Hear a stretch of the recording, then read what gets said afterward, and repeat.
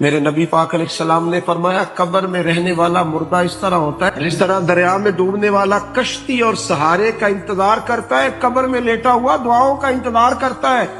وہ وہاں لیٹا انتظار کرتا ہے کہ میرا بھائی میرے لیے دعا کرے، وہ انتظار کرتا ہے کہ میرا بیٹا میرے لیے دعا کرے، وہ انتظار کرتا ہے کہ میری بیٹی میرے لیے دعا کرے۔ دعا وہ قیمتی تحفہ ہے جس وقت قبروں میں جانے والے بھی انتظار کر رہے ہیں۔ کوئی دعا کرے، کوئی دوست دعا کر دے۔ اگر کسی کے بچے لیٹے ہیں تو وہ ماں باپ کی دعاؤں کے منتظر ہیں، دوست لیٹے ہیں تو دوستوں کی دعاؤں کے منتظر ہیں۔ اور میرے نبی کریم علیہ السلام نے فرمایا جب تم دعا کرتے ہو اس طرح دریا میں ڈوبنے والے کے ہاتھ سہارا آئے تو اسے خوشی ہوتی ہے، قبر والے کے پاس دعا پہنچتی ہے تو اسے خوشی ہوتی، ان کے لیے دعائیں کریں۔ میرے نبی پاک علیہ السلام نے فرمایا میری امت قبروں میں گناہگار جائے گی، نکلے گی تو نیکوکار